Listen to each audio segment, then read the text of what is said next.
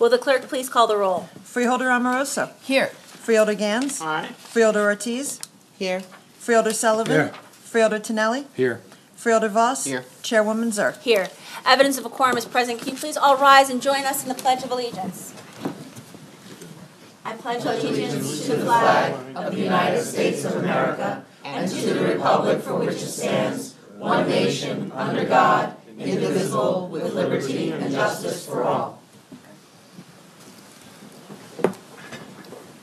May I have a motion to open the meeting to the general public? Second. All in favor? Aye. All opposed? The meeting to the general public is now open with a 3-minute time limit in effect in accordance with the Bergen County Freeholder bylaws. The board attorney will keep the time, and when the time of the speaker expires, the timekeeper is going to announce that the time has expired. If you wish to speak, please fill out one of these forms with your name and the topic on which you wish to speak so that we can get you scheduled to speak. Chuck Powers.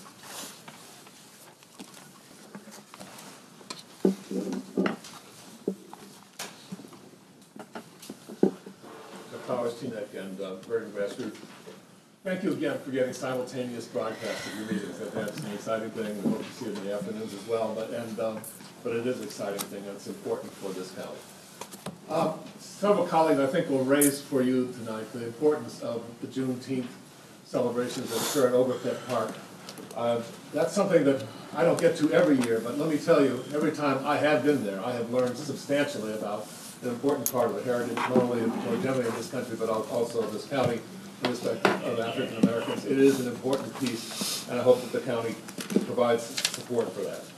I have mentioned several times recently that you need to think about what you are taking up in your ordinance opposing the congressional tax bill. So much is going on in the federal government that's going to put enormous pressure on this body, making sure that those who are most vulnerable are in fact protected. I hope you save the money to do that particularly well. You're also going to pass a resolution, I hope tonight, 1150, supporting the override of the veto that the governor did in respect of the CSX disclosure to at least the emergency management folks. That is a really important override vote. It's going to occur, as you may know, on the 18th of this month. It now looks very definite that that's going to occur. It's very timely that this county takes the position that I see that you're going to do. And then finally, you will see tomorrow, or you've seen it this afternoon on the New Jersey Media Group's network, that there is an effort actually in Meetng to try to figure out how they can figure out additional surveillance to add to what it is that the override will provide.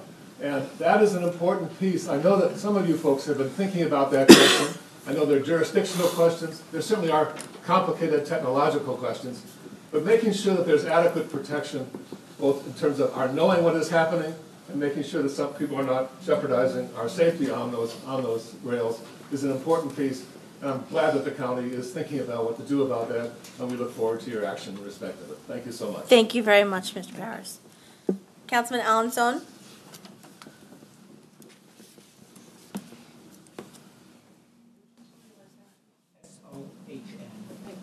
Freeholders would like to thank you for the opportunity to speak, and again, as Dr. Powers indicated, I'd like to thank you for your support of Resolution 115017, supporting the S806 override. I think there's like about a double or triple negative in there. I don't know what's happening. But again, I think this override will give our emergency service workers in Meetng and across this country more information about what exactly is on CSX trains. Meetng is particularly challenged. We have the foresight to have no grade crossing, which means that CSX basically uses Meetng as a rail yard. We have 2 tracks, trains are parking there. We have no idea what is on these trains.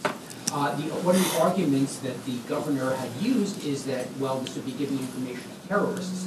I will point out that anybody who wants to know what's on these trains can simply look at the placards, the little diamond-shaped placards, and look it up on their phone, and they know immediately what is available on there. Our emergency service workers don't know. To help us in Meetng and to help the other municipalities along the route, What has been proposed, and again, as Dr. Powers indicated, will be an article that I assume will appear in tomorrow morning's record, is to provide some monitoring on those train tracks. We have 4 bridges across the track, at State Street, at Route 4, at Cedar Lane, and at Sagamore. And to provide cameras looking north, looking south, that will give us the opportunity, whether it's in Teaneck or perhaps in other municipalities, to be monitoring what's happening. Given what is on those tank cars, if something happens, if there is a fireball, if there is approaching train, we don't know exactly what to do. Should our emergency service workers be running towards the tracks to put out a fire? Should they be running away as quickly as possible? Should residents be hunkering down at home? Or again, should they be running for the hills in one direction or the other? This monitoring is not a necessary preventative of something, but it will allow us to identify what is occurring. It will allow us to identify if somebody is on the tracks approaching those trains and should not be approaching those trains. I hope that we can get the county support for the township's effort and the expense of those purchases. And I think this is something that not only benefits the township, it benefits the entire county. The second issue that I'd like to address is pedestrian safety. While driving here this evening, driving down River Road past Early Dickinson University, a pedestrian dressed completely in black darted across the road, seeing a bus coming, and I understand the circumstances. At that location, the next bus might not be another 20 minutes, but this certainly presents a safety issue. We discussed potentially cutting speed limits, and some of that might help. But the other aspect is not only looking at the pedestrian crossing at Phelps Park. 3 minutes, Councilman. But again, any effort that could be made to look more holistically at those crossings, not only in Teaneck, but across the county, would be tremendous help. Thank you very much, Councilman. Lillian Lewis.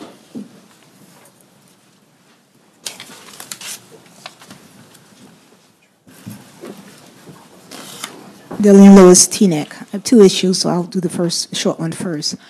I've been with the Juneteenth Committee over 5 years, and I'm asking for the county to continue to support the Juneteenth. We didn't have it last year, but we want you to continue to support that because people are coming from not just New Jersey, but the tri-state area. That's Connecticut, New York, and also New Jersey. So it's a very important event, and I'm asking the council to continue to support the Freeholders. The other thing, I'm here, again, Lillian Lewis, Teaneck, and I am the co-chair of the Teaneck Road Business Community Alliance. And Teaneck Road Business Community Alliance. This organization take on the concerns of the Teaneck Northeast community and also the businesses on Teaneck Road. And the issue is traffic. A number of the Teaneck residents in the area have come to us complaining about the traffic in that area, especially around Bryan School. Bryan School is located at Teaneck Road and Tryon Avenue, and they have difficulty crossing the streets there. So we're requesting for a 4-way stop in that intersection stop. I have gone to the Teaneck Township, but I'm here because this is a county road. So we're asking for a 4-way stop with also, in addition, a 15-second delay of the turning signal. That's where the problem is also with that turning signal. So if we have a 4-way stop, that would be more, it would be safer for the pedestrians. As I said, we did take this to the Teaneck Township, but we're here because here's a county road. We're asking for the 4-way stop. And I just want to conclude that the parents feel it's very dangerous crossing the street. And with this 4-way stop, it would be safe for the pedestrians. So let's not wait for a tragedy. Let's use preventive strategies. We're requesting, again, the 4-way stop at Teaneck Road and Tryon Avenue, in addition with the 15-second delay of the signals, turning signals. What was the response of the Teaneck Council? I'm waiting for a response for that. But I know Alan Sohn, Councilman Alan Sohn right there behind you. Yes, he is very supportive of this because it's dealing with pedestrian safety. The way that this typically works is that we then get a request from the council from the township to come and do a traffic study. And so it really needs to start at the municipality and come to us. We will certainly follow up with the council, but that is the normal course of order. Okay, you hear that? Councilman Song. Got that? Thank you, Got that, thank you very Councilman? much. Thank you very much. Anthony Green?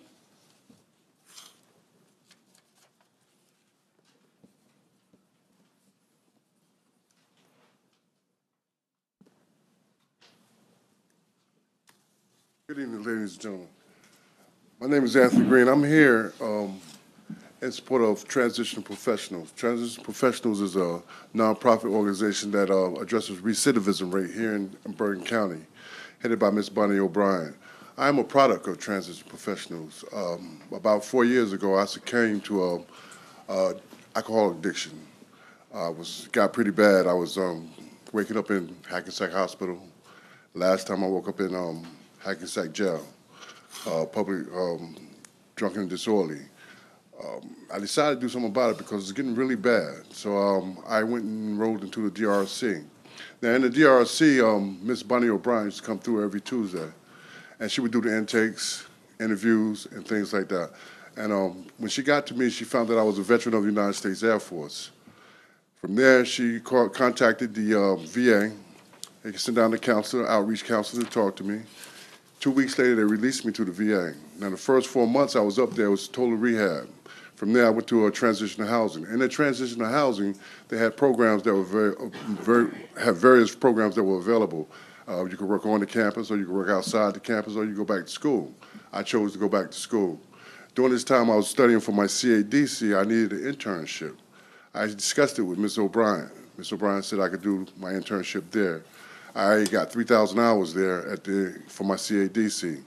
Now I do a men's support group at the shelter on Thursday nights, 8:15, 9:15.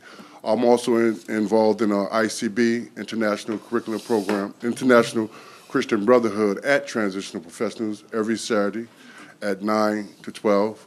I also do a radio station, WFDU 89.1, Fairleigh Dickinson University, every Friday, 4 to 7. You see, there are angels that walk this planet Earth, conceived by women through men, and the result is a human birth. These angels have a job that they must do, and that is to make God's light shine by showing the world that He is true. God's love is not a novel or some type of fictional. It's His never-ending forgiveness and unconditional. When we elevate our mind to be noble and uncontrolled, this is when we be like Christ Jesus and be resurrected to do our goals. Yes, there are angels that will assist us in all this, but we must open our eyes or the miracles we miss. The glorious gift showered down from the heaven above, once again expressing God's unconditional love. Yes, we are children of God, will fall short of His perfect glory, but this is just one page in the chapter of God's holy story. The sin is when we fall, not getting back up. My container is not half empty, I have a half full cup. Striving to reach levels I have never been before. Open the doors of righteousness, that is the key to every closed door. We must remember that we are conduits or vessels in which God's love travels through, and that we also have a job that we must do. We must become, we also have a job that we must do. 3 minutes, Mr. Green. Yes, thank you. I'm sorry. That's 3 minutes is up? Yeah, Thank you. Thank you. I want to hear the conclusion. Thank you very much, Mr. Green. Paul Nichols?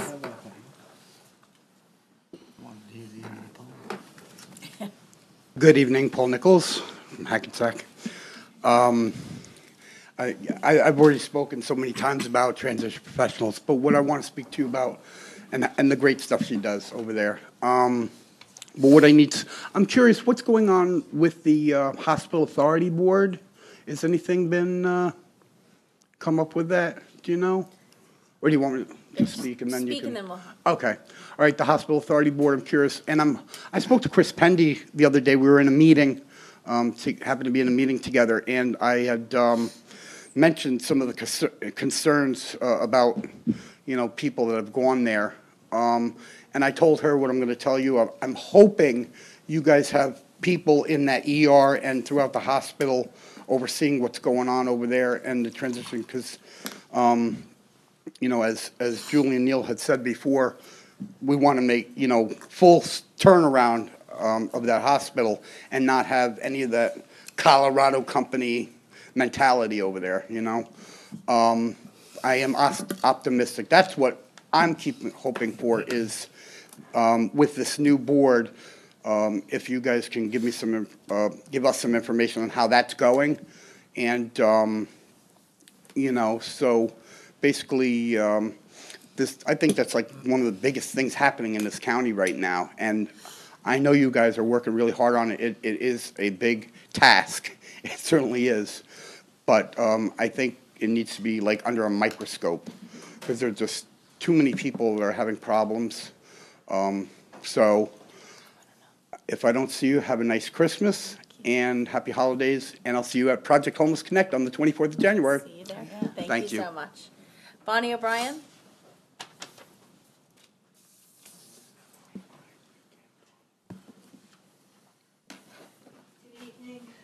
Thank you for your time. Nice seeing you again. My name is Bonnie O'Brien, and it's long overdue that I've come to introduce myself and my organization. I run Transition Professionals here in Hackensack. We run the reentry program in the Bergen County Jail. There's so much that we've done over the years. I've been involved with the jail since the, mid-1990s.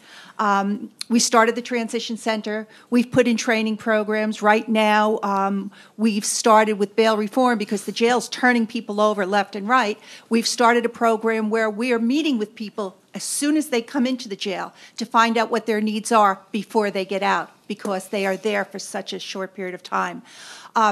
We have an organization here in the community, and Freeholder Gantz has visited us. I wish you would all come and see what we do.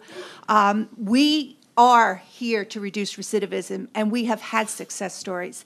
Anthony is just one of them. We have a 90% employment rate of workable adults, which is phenomenal.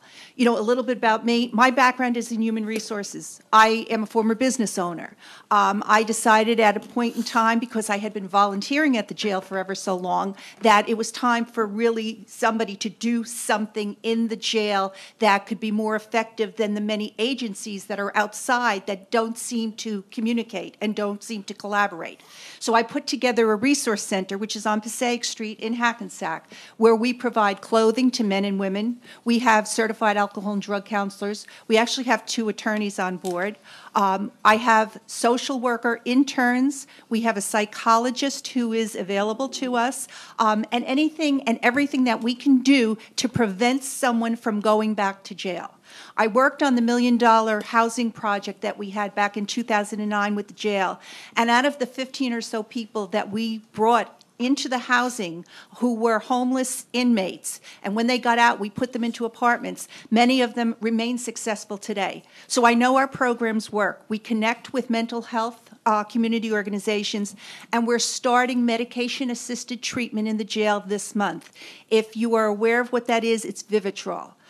We will be doing the case management for the Vivitrol, and this is going to be a 2-year-long pilot program where people who are in the drug recovery unit of the jail will be receiving the shots in the jail. We will case monitor them and case manage them once they are released for a period of up to 2 years.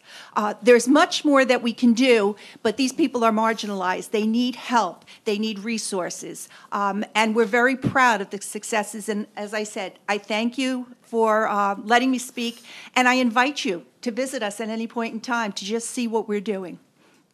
Thank you so much, Bonnie. Thank you for what you're doing. You're welcome. And we do look forward to coming and visiting you at Great. some point. Thank you. Thank you. Neil Wiseman?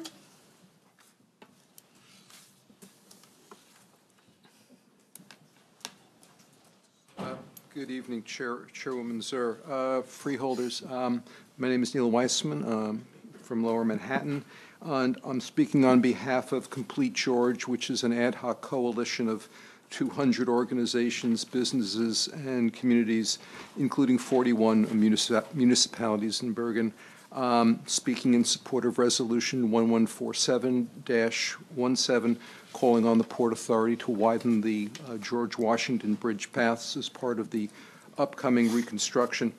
You have copies of extended remarks, and I'll be brief. Wider GWB paths will provide impetus for a connected grid, such as the Bergen Park Master Plan.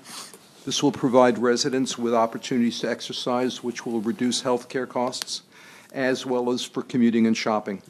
It will bolster tourism and broaden the property tax base. It will help the county attract millennial employers like Amazon, whose Seattle workforce have come to regard safe, efficient cycling infrastructure as a birthright. Over the coming decades, we can expect periodic widespread disruption to mass transit resulting from planned upgrades to the bus terminal in Penn Station and emergency repairs to the Hudson Rail tunnels. Should any of these scenarios come to pass, wider GWB paths could sustain 10,000 bike commuters per day, drawing first from commuters close by, but reducing congestion and freeing up capacity for those further out. We may have survived the summer of hell, but winter is coming. So thank you very much for your consideration. Thank you very much, Mr. Weissman. Sal Moretti?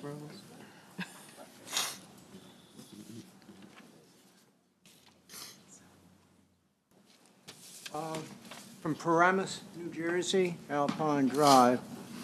I have received a notice in October with respect to a book which I sent to the Library of Congress for copyright. The individual in that system of copyright indicated to me that they did not find the book to be acceptable, but I suspect that the reason provided is not particularly helpful to the literary public or to the legal public. I start off with an attempt to evaluate the relationship between the development of the Anglican Church and the Catholic Church, which, needless to say in our time, has had some strident characteristics. I suspect that because of the input which I set forth within my treatise, that the Copyright Office did not accept my book for copyright. Incidentally, I did research in the Library of Congress for 5 years when I was living in Washington. And as a matter of fact, I had an apartment right next to the Madison Room on Capitol Hill for a year. So I find that this type of infringement upon the American public is suspect. Essentially, it is an attempt to monitor religion and monitor values under circumstances where the function of the Copyright Office is to protect authentic works and required works for citizenship. I thank you. Bye. Thank you, Mr. Moretti. Theodore Lacey?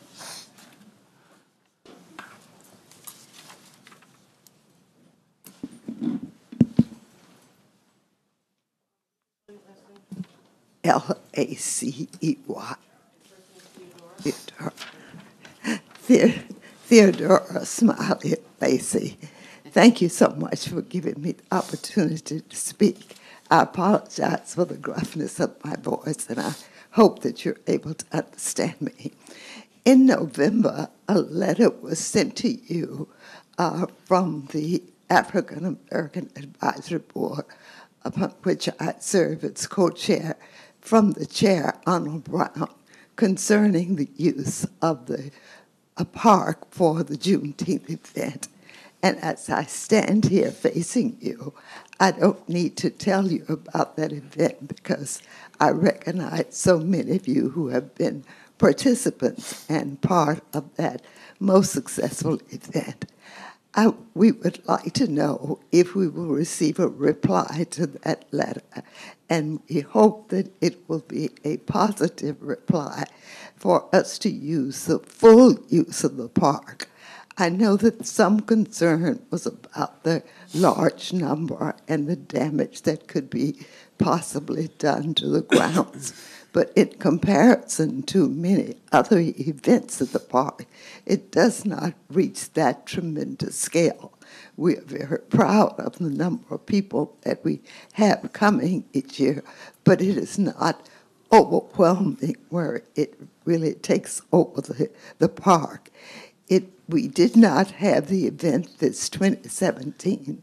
The last one was 2016, and we found it to be very confining, and we were unable to do the kind of historical and cultural presentation that we are normally do.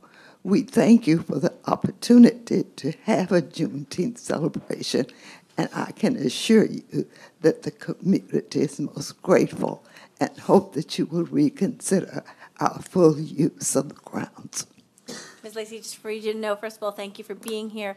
I know that every single one of the members on this board has enjoyed and been part of the Juneteenth celebrations in the past. We look forward to the ones that are going to be occurring in the future as well.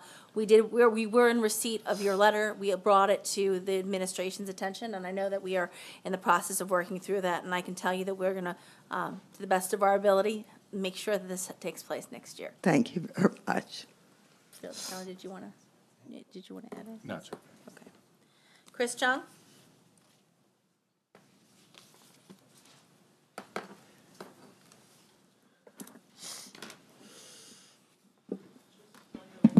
C-H-U-N-G. Yes, Christopher. Thank you, Honorable Freeholders, for allowing me to speak for a couple of minutes. I just wanted to bring an issue up to you. I'm sure you're fully aware of it, but as a concerned parent of 2 children, I was very disturbed to hear about the incident that took place in Bergen Academies. And I personally don't feel as though any type of racial remark or negative connotation should be allowed in any of the classrooms, and it should not be tolerated, no matter who it is, whether it be teachers or students. I just ask that Honorable Freeholders to look into this matter a little bit further, and I hope that we'll have a sound resolution, so that a lot of the students are apparently traumatized by the decision that the school took, number one, and number two, amongst the student body and from the teachers. A lot of students are, from what I'm being told, that they are being traumatized because of the incident, whether they spoke up or not. I think that's besides the fact that, but the whole community has been affected by this connotation, and it's the whole Asian community that's being affected. And I think it should be looked into a little bit further with much more respect, because the resolution that's been handed down was not, it just appeared to be a cover-up or Band-Aid resolution, and we just didn't feel that was satisfactory decision-making. And I'm asking the Freeholder Board to look into this further, so that proper actions be taken. Thank you. Thank you very much, Councilman. Margaret Ahn?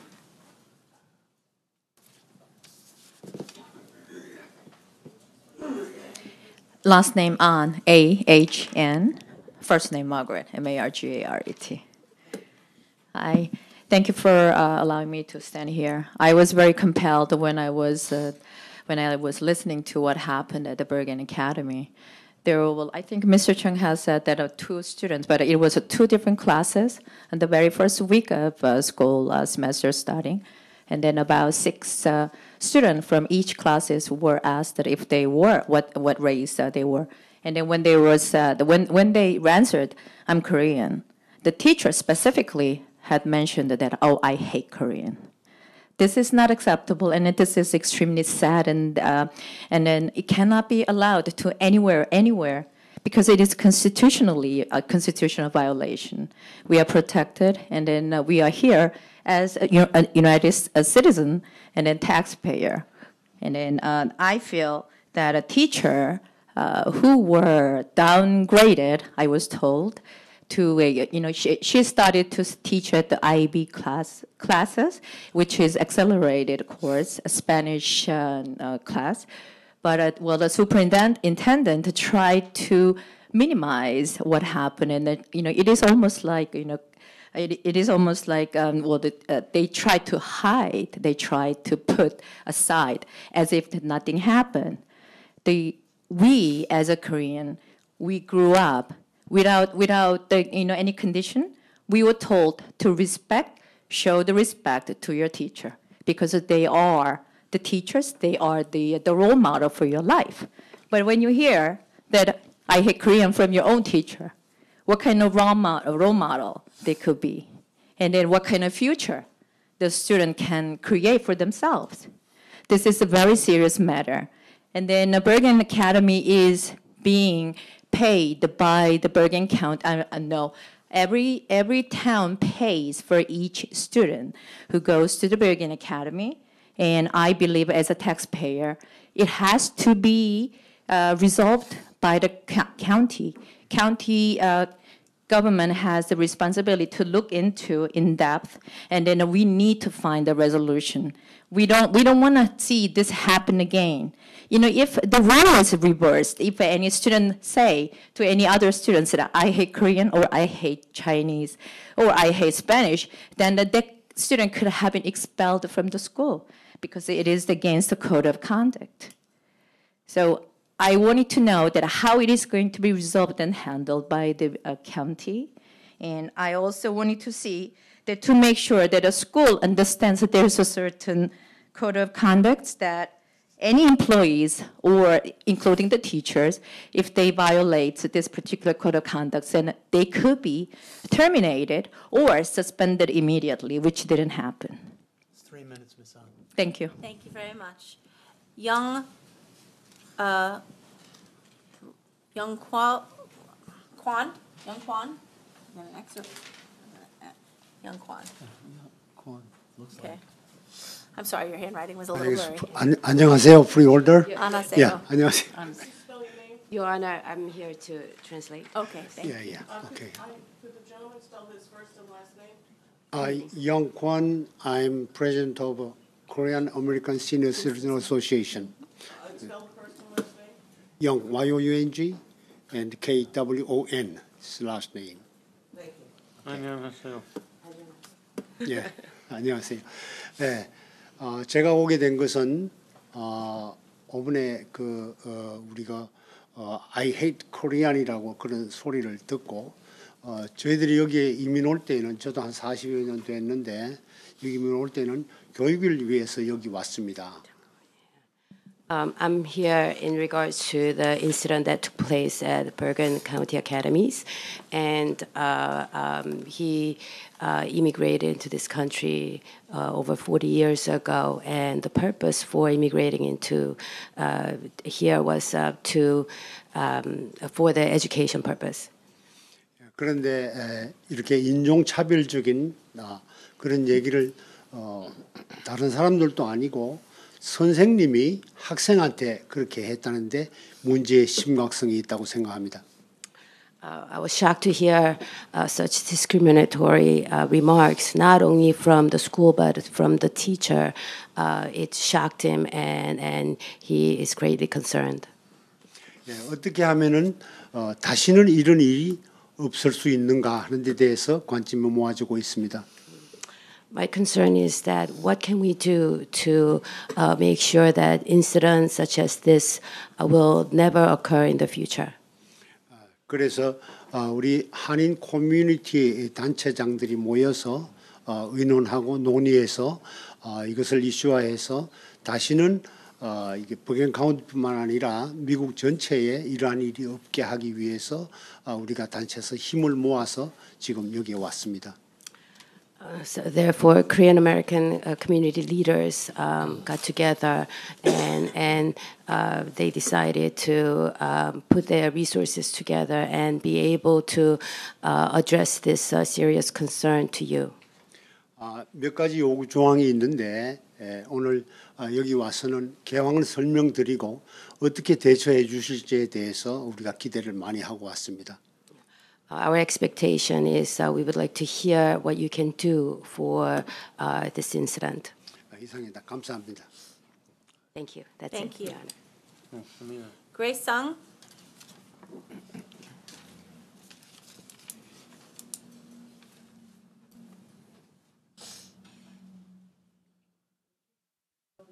Sure. Grace Song. Last name is Song, S-O-N-G. Good evening, freeholders. This is Grace Song from Palisades Park. I'm the president of Korean Parents Group of Palisades Park, and on behalf of Korean Parents Group of Palisades Park, also as a mother of 2 children, I am very hurtful and shamed to hear that what happened in Bergen Academy. And I wanted to say that this was definitely the hate crime incident. And then as for last 2 months, we were waiting for the school's wise decision, but the school principals and the superintendent could not make a wise decision because I believe that 6 students who wrote the first complaint email to the school were inside of the classroom, and they were stand up, and they wrote the letter, but they got the very disappointed response from the school principals. And as a matter of fact, right now, as of today, they were the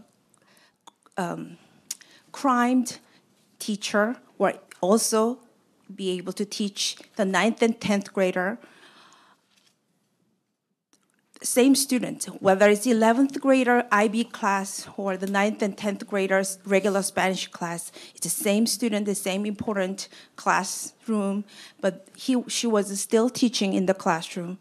And then the school principal, which carried this is very lightly, and he was almost treated as a very small incident among themselves, among the parents of the few Korean parents, but which was not true, which is not right, because it is definitely crime, hate crimes, and then it must be rebuilt among all the students of Bergen Academy. I really wanted to have a wise decision to make look at this incident very clearly. Thank you. Thank you very much. Ellen Park?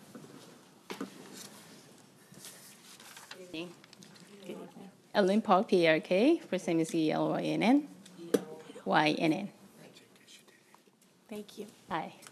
About racism behavior in Bergen Academy on September 7th. Now, this problem is not only for the Bergen Academy.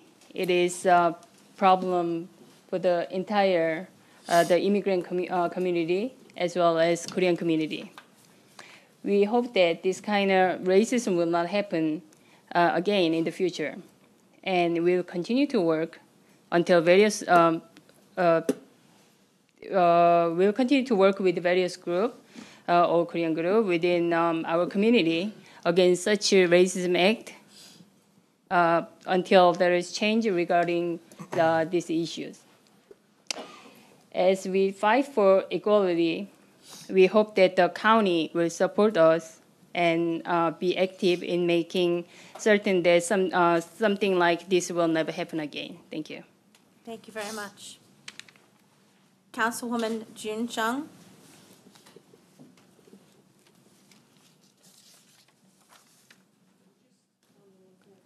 First name is June, J-O-O-N. Last name is Chung, C-H-U-N-G. And I'm from Harrington Park, yes. Thank you, Your Honor, for giving us this opportunity to speak. I'm here in regards to the incident that took place in September 7th at the Bergen Academies. I've been part of the school community in my local community for multiple years. My children are all grown, but I grew up in Harrington Park, went to Northern Valley Regional High School at Old Japan, and my children did the same thing. And Northern Valley Regional High School looks so different when I went to that school. Now, both Northern Valley Demorest and Northern Valley Old Japan, over 30% of the students are Korean Americans. The demographic has changed significantly. I believe same thing is the case for the Bergen Academy as well, that it's a very diverse community. And it really excites me to, when I see new Korean American families moving into our community, we ask, why are you here? And they say, it's because of the education. Bergen County provides great education. That's why we are here. As a councilwoman, one of my great joys working with students and also the Board of Education. I learned so much from them, and it's been my great privilege to work with young people from our local community.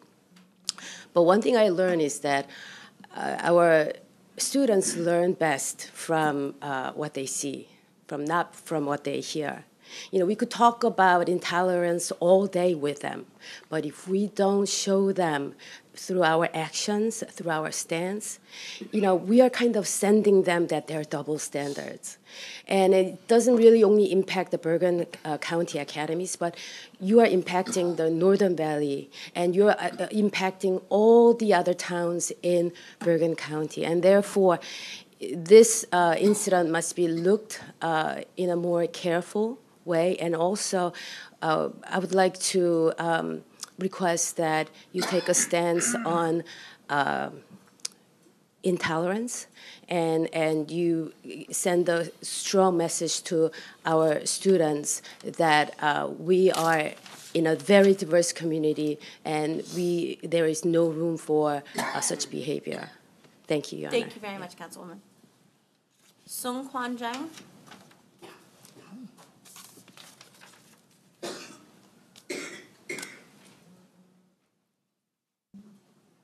Hi, good evening. Sung Kwan, S-U-N-G-K-W-A-N, that's one word. First name, last name, J-A-G. Hi, good evening. Thank you for allowing me the time to speak tonight. I am here to talk about the BCA incident as well.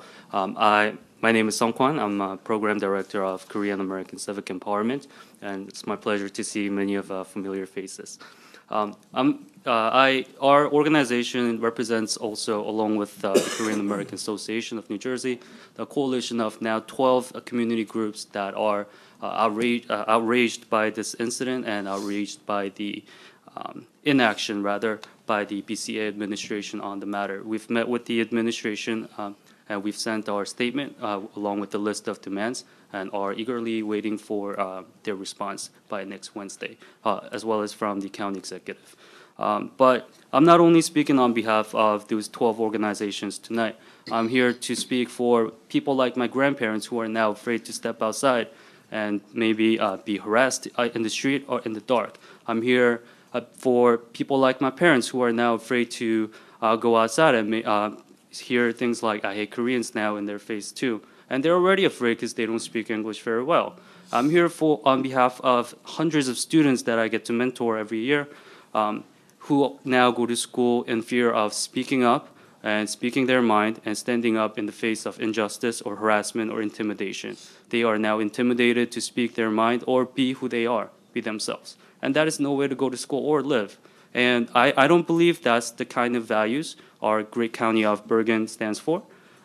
I have faith that this administration that I've supported for many years and our community has supported for many years, because we are, as a community, as a whole community of Bergen, we stand for justice, social equity, inclusion, and diversity. And I would like to believe that we still do. I would like to also bring to your attention the district regulation policy number 3211 in regards to staff conduct at the Bergen County Technical Schools District. Refers to harassment, intimidation, and bullying, HIB. Harassment, intimidation, and bullying, HIB. And as many of you are well aware, HIB cases are taken very, very seriously at all boards of education throughout the county, if not the country. And it reads, no employee will commit an act or acts of harassment, intimidation, or bullying, including bias, intimidation, or any other acts that may be harmful to others or themselves or bring discredit to the district. That is the first sentence, and I'm not going to read the entire text, of course. But given the given the incident raises a lot of questions to the commitment of the BCA administration and the county government, its commitment to diversity and a safe learning environment, really. And given the results or the letters from Mr. Davis, the principal, or Dr. Lerner, the superintendent, their response, if you will allow just one more second, then we can't help but wonder if they treat this case as an HIB incident, or if they took it as, if they saw the remarks as discriminatory remarks, or if they even consider it as seriously as the community does today. So we ask the Board of Freeholders to consider this, give this incident another look, and not consider this as over, because it isn't. Thank you very much. Thank you. HIB, harassment, intimidation, bullying. Thank you. Are there any other individuals who wish to comment? Councilwoman Chung, before, you made a comment about being judged through our actions and through our stands.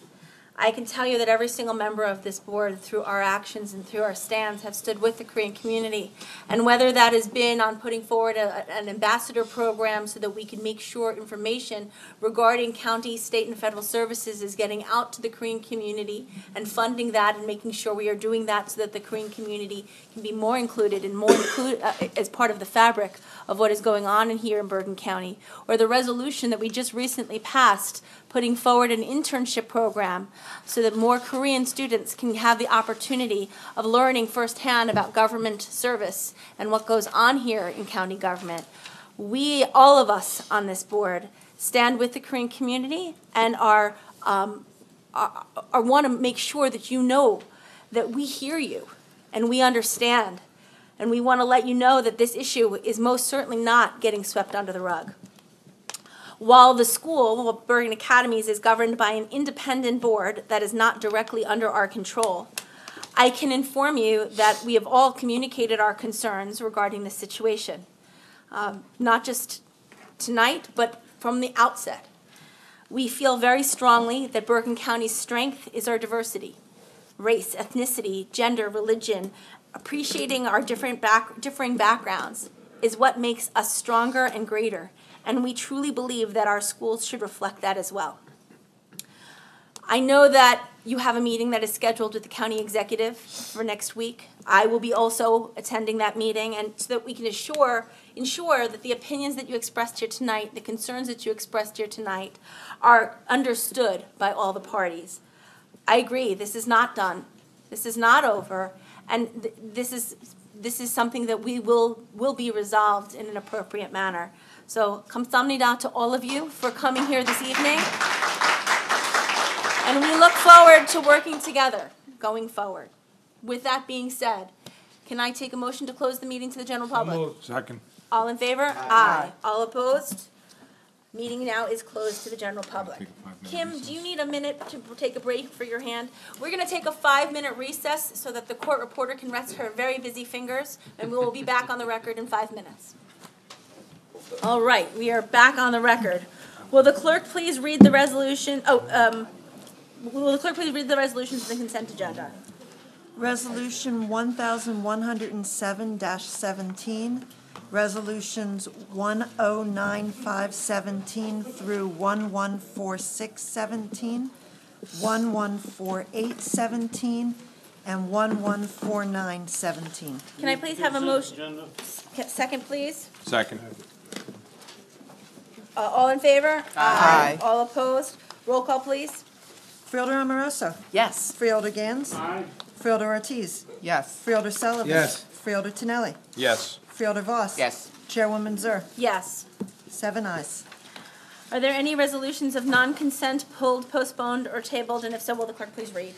There are 3 resolutions of non-consent. The first one is Resolution 114717, a resolution in support of widening the George Washington Bridge pedestrian cycling path in compliance with ADA, FHA, and AASHTO requirements. Can I have a motion to move Resolution 1147? So moved. Second.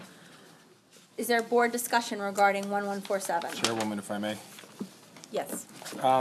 First of all, I'm sorry that he left, but I wanted to thank Mr. Weitzman for his persistence.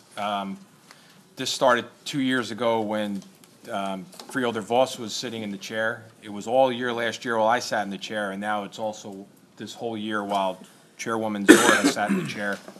And I believe that one of the reasons why the administration is working with us to pass this resolution to support this is that we finally have an administration in Trenton that believes in improving transportation and infrastructure, and that the county can finally count on for support in all areas of transportation. So I believe that's why now it's prudent that we step out in front of this and support widening. So thank you very much, Chairwoman. Thank you, Fielder Tinelli. Fielder Voss. Yes, I live in Fort Lee, and you cannot imagine the number of people who ride bicycles, and this is really so important that I think it would alleviate a lot of traffic, and that the recreational facilities that we have for the bikes are not adequate, and so we really need to push this through. Thank you. Any other comment? Can we have a roll call, please, on 1147? Freeholder Amoroso? Yes. Freeholder Gans? Aye. Freeholder Ortiz? Yes. Freeholder Sullivan? Yes. Freeholder Tinelli? Yes. Freeholder Voss? Yes. Chairwoman Zur? Yes. 7 ayes. Can I have a motion to move 1150? So moved. Second. Board discussion on 1150? Chairwoman, Yes, Freeholder Sullivan. I just want to bring to light, being as we are being live streamed, how devastating this tax bill will be to the state of New Jersey. 1150 is the one supporting the override. Oh, I'm sorry. That's okay. Do you wish to comment on that? I just think, no, I'm going to let that one go. Who wishes to comment on that? Freeholder Tinelli. Thank you, Chairwoman. So as most of you know, that I don't like supporting federal issues or state issues that this board doesn't have control of, just to do a ceremonial resolutions. But tonight, all three of these resolutions that we're passing in support of federal and state issues all have a direct impact on Bergen County residents and on the state of New Jersey. This one in particular, anyone that could possibly put their head on the pillow at night and think that it's okay that we don't tell our first responders and the residents that these trains go through their towns, what are on these trains and what they have to deal with, God forbid there's ever an issue, is shameful. And I know that this board all feels the same way, that we're proudly supporting this resolution, supporting the override of this veto so that we can know and that our first responders can not only know but be prepared in the event that there should be a problem. As you heard from the audience tonight from our Teaneck councilman and a couple Teaneck residents, just how important and how they feel that they're actually taking other measures to try and help with the safety of their residents due to these trains. So, Chairwoman, I support this greatly. Thank you very much. Thank you. Freeholder Amoroso? Yeah, this is an issue that we campaigned on last year, as I'm sure the rest of you did during your years of campaigning. It's criminal that dangerous material is going through our towns and our first responders don't know, and there are not training protocols organized for them so that we've got the information. So I'm very much in favor of this. Just to correct that for 1 second, we have gone through in this county training protocols. We have had tabletop exercises. We have provided training for our first responders. What this resolution will do and what this override will do is put into effect the ability to have our first responders have the knowledge that they need to combat what is coming forward. And so to be able to have this oil train safety bill and be able to know and be able to provide that information is what's so critical. Freeholder Voss. Having worked on transportation issues for many, many years, this has been something that we have spoken about. Many people don't realize just how close to residential areas some of the train tracks are. And people sometimes are maybe less than 100 feet away from where the trains go. New Jersey is one of the most, concentrated railroad situations, and we really need this. And I think that it's very nearsighted of our governor to think that our first responders don't need, because every single fluid that is carried on these trains has a different protocol with which to deal with it if something happens.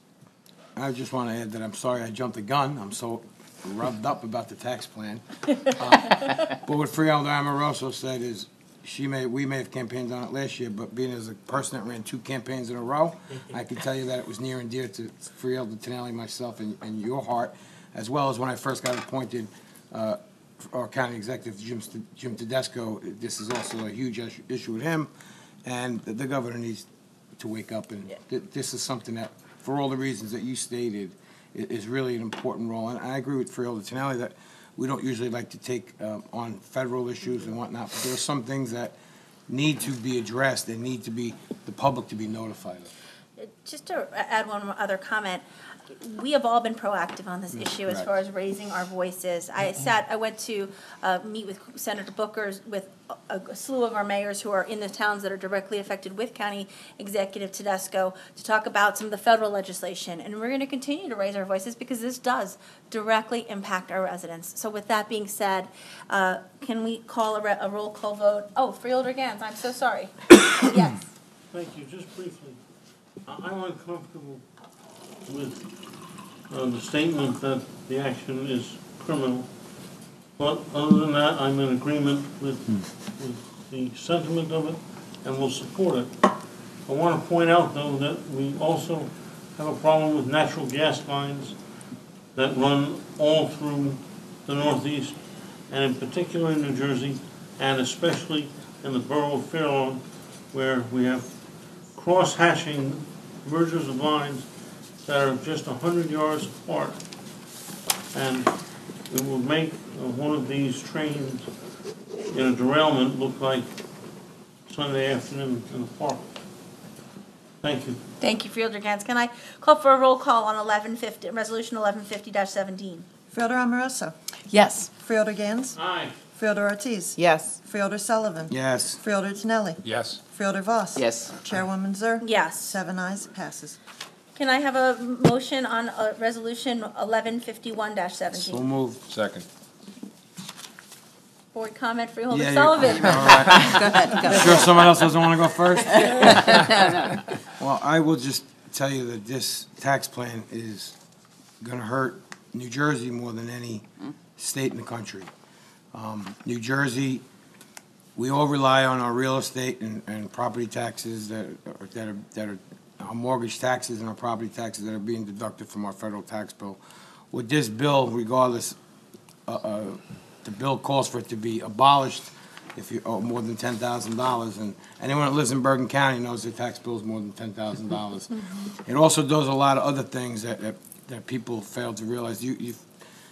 With the real estate, New Jersey's biggest asset is our real estate, and this is where we're going to get hit hard, where we're not going to be allowed to deduct our interest on our line of credits, where that's how a lot of people use to put their children through college. You're not going to be allowed to deduct. You're going to have a certain amount you can deduct for your children, and it goes on and on and on. But really, another thing is you're not going to be able to deduct if you drive your car to work. You're not going to be able to deduct the mileage to and from to work. You're not going to be able to deduct tolls. You're not going to be able to deduct parking. This is an assault on the middle class, and if it passes, it will be a travesty. I mean, we know both houses, the House and the Senate has passed it, and they need to come to common ground. But this, I am telling you right now, you will not recognize this on your tax bill in 2018. So when everyone goes and does their taxes in 2018, say, well, this wasn't that bad. I'm telling you right now, I am sounding the alarm right now, that when you go do your tax bill in 2019, you will get hammered.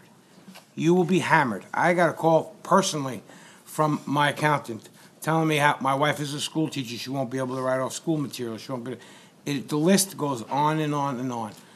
Congressman Josh Gottheimer has been out in front on this.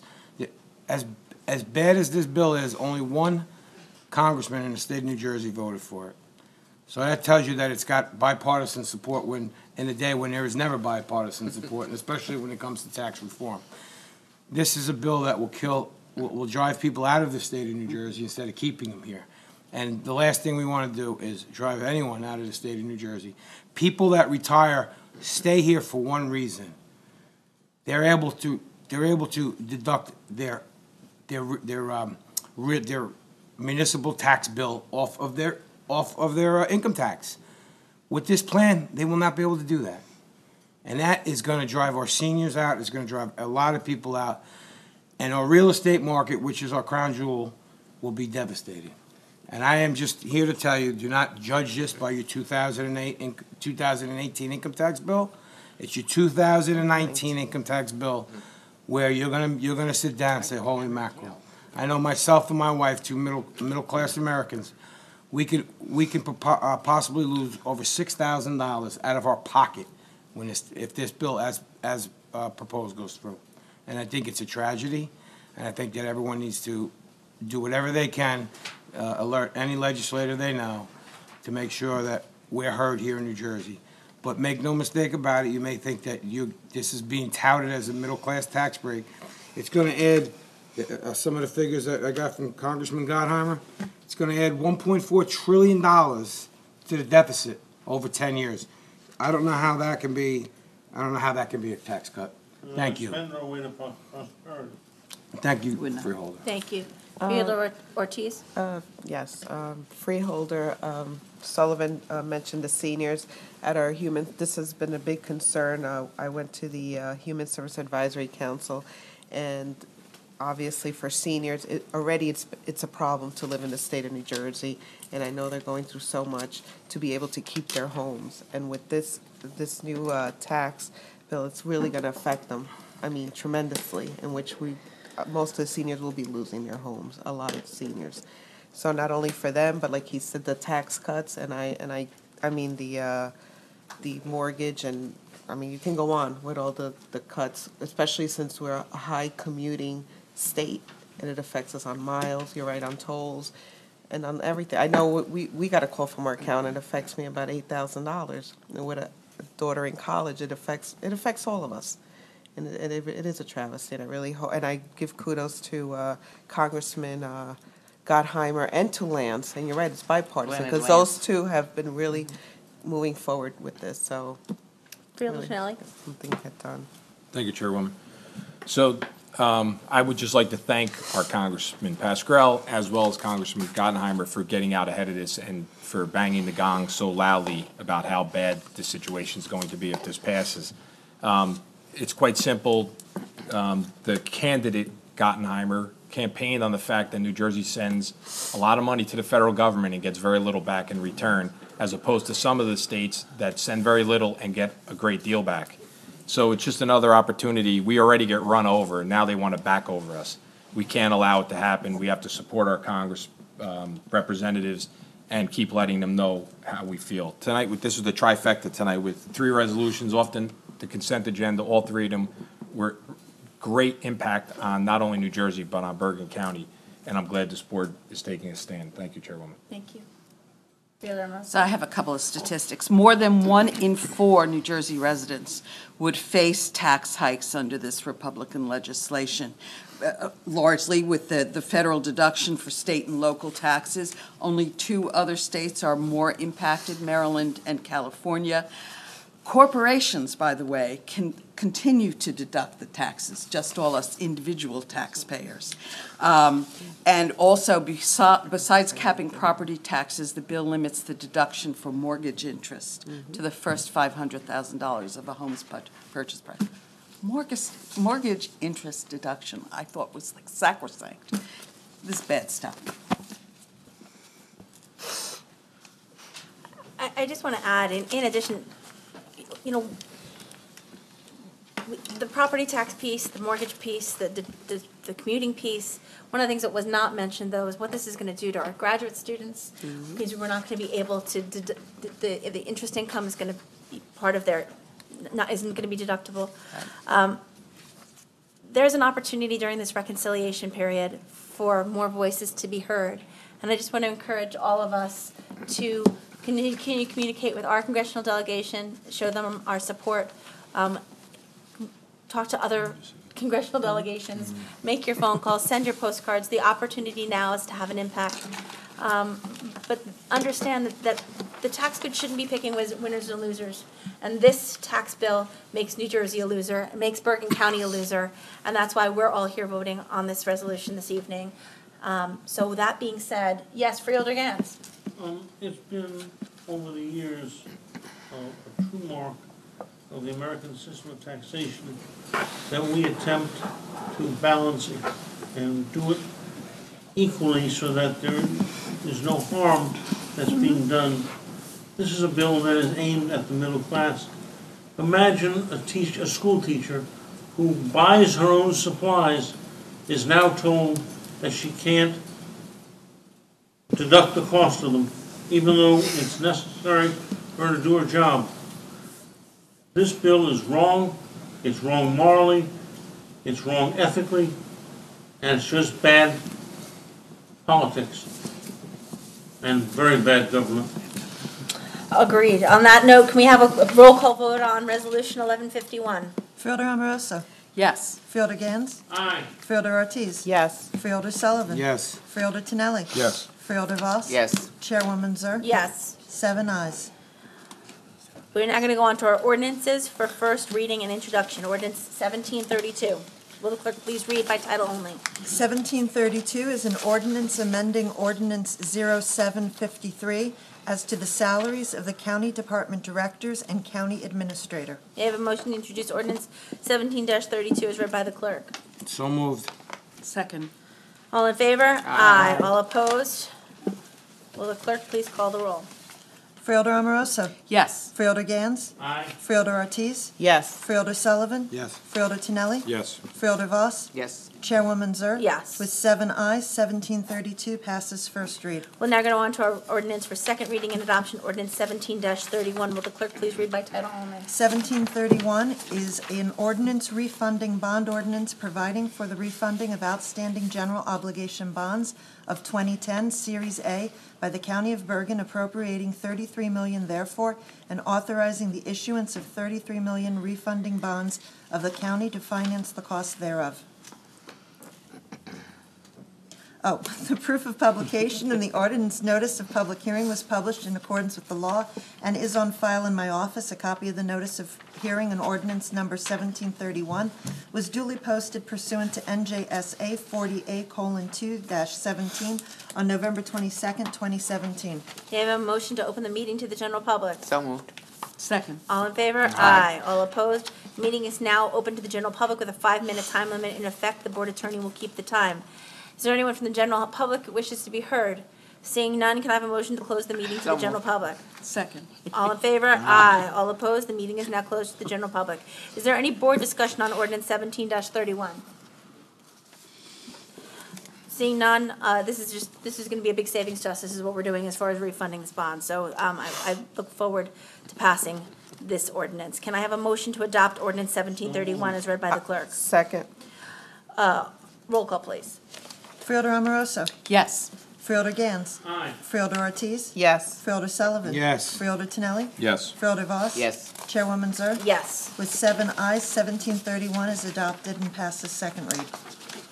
We are now going to have freeholder committee reports. As we have all, Move that be suspended. wow. Whoa. Wow. Does that have a second?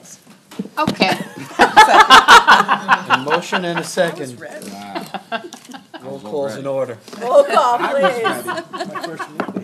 Oh, I'm sorry. Wow. I'm shocked. Roll call, please. Freeholder Amoroso. Yes, I guess. Freeholder Gans. Freeholder Ortiz. Yes. Freeholder Sullivan. No. Freeholder Tinelli. Aye. Freeholder Voss. Yes. Chairwoman Zur. Yes. 6 ayes, 1 no, it passes. Feisty. Okay. Committee reports are suspended. Committee reports are suspended. Freeholder, before we close, I just want to add to what Freeholder Tinelli said, where he talked about how much money we get back. New Jersey in the 5th Congressional District gets back 33 cents on every dollar they send to the federal government. And statewide, it's about 65 cents. So we are going to be hit most by this tax bill, and we send probably the most and receive the less to the federal government. Understood. Freeholder Gans. Chairwoman, since this is live streaming, let's wish everybody the greetings of the season. Both a happy Hanukkah, a happy Kwanzaa, and a Merry Christmas, and a Happy New Year to all. Thank you very much. I'm waiting.